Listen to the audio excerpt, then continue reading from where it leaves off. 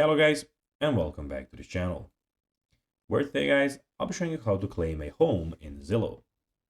So guys, the first thing that you of course need to do is go to Google and type in Zillow.com. After that, you just need to go and log into your profile or register to Zillow if you haven't already done that, of course.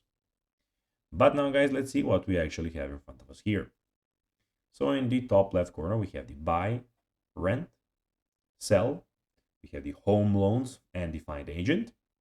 In the top right corner, we have the manage rentals, advertise, we have the help, and when you click here, everything about your profile.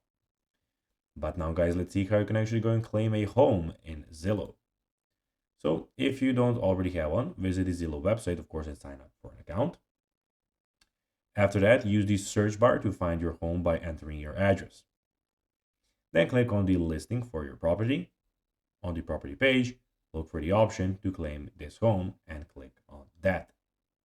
When you have done that, Zillow may require you to verify your identity through a phone number or email associated with the property.